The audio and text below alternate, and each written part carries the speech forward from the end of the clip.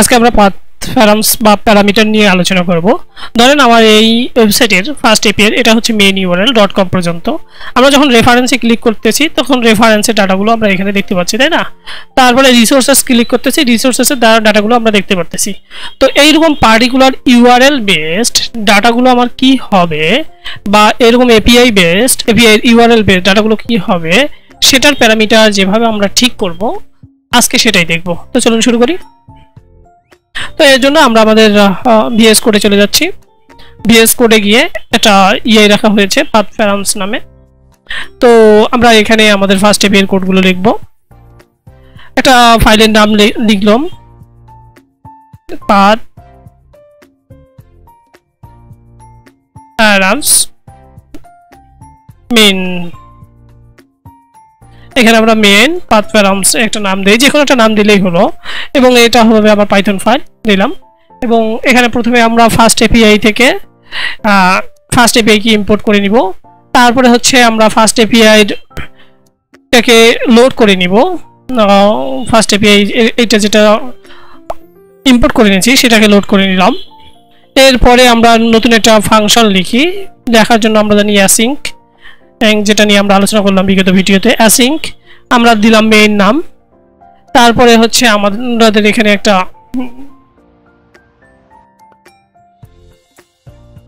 এটা মূলত অ্যাসিঙ্ক, এটা একটা ফাংশন দিলাম সেজন্য মেইন।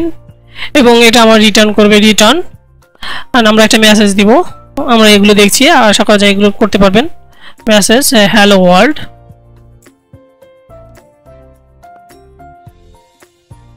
Hello world, okay. এবং এখানে একটা আমরা রাউটার ফিক্স করে দিব। এই যেটার কথা বলতেছি, যে ধরেন আমার এটা মেন এবং এই রাউটটা হচ্ছে বা ডোমেইনটা হচ্ছে মেন। তো আমরা এখানে যদি মেন ডোমেইনটা ঠিক করে দিতে চাই তাহলে লিখবো app.get এবং এখানে জাস্ট স্ল্যাশ দেবো, তাহলে সেটা আমার মেন ডোমেইনটা নিবে। এখন আমরা আমাদের যে ইয়েটা রয়েছে সেটা অন করে নিব।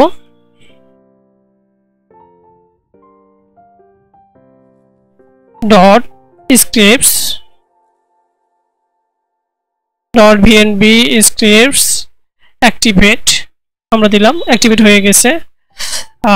সিডি দিয়ে আমরা কোডের ভিতরে যাচ্ছি এবং এখান থেকে আমরা আমাদের কোডটা রান করব। আমরা গতদিন রান করানোর জন্য দেখিয়েছি যে কিভাবে ইউভিকর্ন দিয়ে খুব ইজিলি রান করা যায়। রান করার জন্য আমরা লিখব ইউভিকর্ন, তারপরে স্পেস, তারপরে আমার যে ফাইলটা রয়েছে সেই ফাইলটার নাম পাই লিখতে হবে না, তারপরে এখানে একটা অ্যাপ দিব, তারপরে হাইফেন রিলোড। আমরা যদি এখন রান করি, এখানে দেখতে পাচ্ছেন একটা ইরর দেখাচ্ছে, error loading asgf import module main path params. এটা আমাদেরকে ইম্পোর্ট করতে বলতেছে, এই যে এখানে দেখতে পাচ্ছেন। তো আমরা একটু দেখি আমাদের আসলে ইররটা কি। এখানে দেখতে পাচ্ছেন আমাদের সাইটটা ডিফিউজড করে দিচ্ছে। আমরা তাহলে এখন এইটা দেখবো যে আমাদের আসলে ইস্যুটা কি।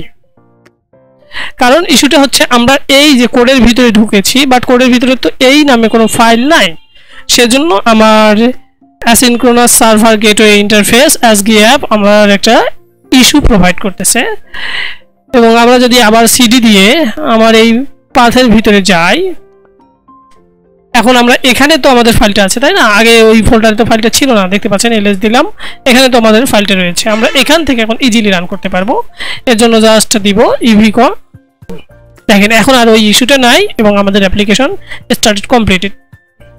এখন দেখেন আমাদের এখানে খুব সুন্দরভাবে মেসেজটা যা দিয়েছি তাই চলে এসেছে। আমরা কতদিন দেখেছি যে কিভাবে এটা হচ্ছে।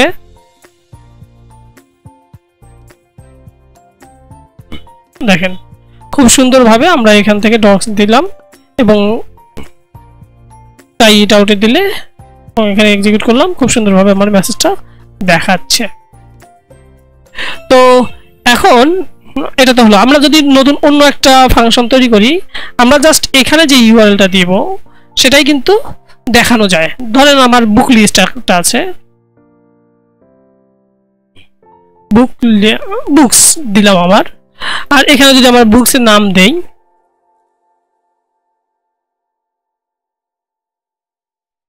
ইজিলি সিএসসি লার্ন দিলাম আমরা। তো এখন যদি আমরা মেইন ফাংশন না দিয়ে এটা হচ্ছে বুক নাম ফাংশন দিলাম আমরা এখানে। তো আমরা যদি রান করি, আমার ফাংশনটা দেখেন রান কমপ্লিটেড অবস্থায় আছে। তো আমরা এখানে দেখতে পাচ্ছি আমাদের মেইন ইউআরএল এটা রয়েছে, বাট আমরা আরেকটা ফাংশন তৈরি করে নিয়েছি, যেমন এই যে একটা ফাংশন তৈরি করে নিয়েছি, এখানে বুক নেম নামে একটা ফাংশন তৈরি করে দিয়েছি যার ইউআরএল হচ্ছে /books, মানে হচ্ছে আমার মেইন যে ইউআরএলটা ছিল সেটার সাথে বুকস বলে দিতে হবে ইউআরএলটা। জাস্ট এখান থেকে /books বললাম, দেখেন এখানে বুকের নাম এবং ইজিলি সিএসসি লার্ন দেখাচ্ছে খুব সুন্দরভাবে। এখন আমরা এখানে যদি ডক্স আবার দেই, তো এটা আমরা এখানে আমাদের মেইন যে ইউআরএলটা রয়েছে সেটাতেই জাস্ট ডক্স দিলাম, দিলে দেখেন কি হয়, মজার জিনিস। দেখেন আমার মেইন ইউআরএল একটা রয়েছে, আরেকটা ইউআরএল যেটা তৈরি করলাম সেটা দেখাচ্ছে। আমরা যদি একটা ডাইনামিক ইউআরএল তৈরি করি, অর্থাৎ ডাইনামিক ইউআরএল মানে হচ্ছে এখানে আমরা যে ইউআরএল এর ডাটাটা রাখবো সেই অনুযায়ী আমার এখানে ডাটা আসবে, সেটাও আমরা খুব ইজিলি করে ফেলতে পারি, তাই না? তাহলে আমরা সেটা একটু করে ফেলি। ধরলাম আমরা একটা আইটেম সাজেস্ট করি, আমরা এটাই জাস্ট কপি করে নিলাম যেহেতু করাই আছে, আইটেম নাম। এখন আমাদের এখানে আইটেম দিলাম,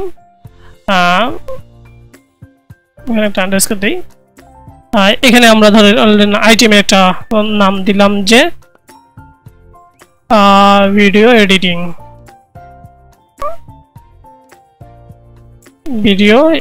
এডিটিং, আমরা আইটেমের নাম দিলাম।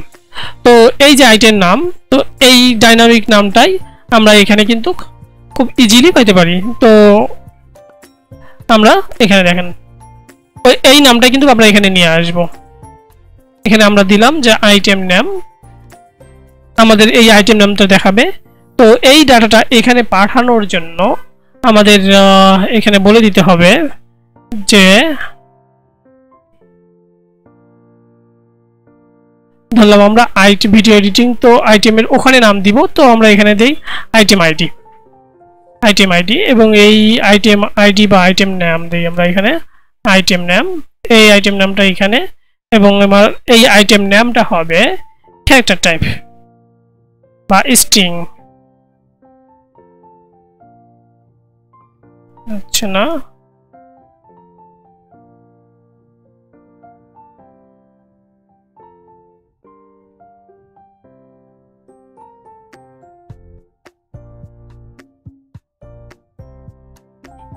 এইভাবে স্ট্রিং দিলে হবে না, আসলে পাইথনের ফরম্যাটে দিতে হবে স্ট্রিং str, পাইথনের ফরম্যাটে আমরা দিলাম জাস্ট, এবং আমাদের এখানে তো আমরা এখন জাস্ট আইটেম নাম দিলে আইটেম নামটা পাবো। তো আমরা একটু জাস্ট ইউআরএলটা দেখি, যে ডকারটা ছিল আমাদের ডক্সটা ছিল সগার ইউআই এ, এখানে আমরা যদি এখন রান করি, এই যে এখান থেকে জাস্ট ট্রাই ইট আউট, এখানে জাস্ট আইটেম নাম দিলাম যে ভিডিও এডিটিং,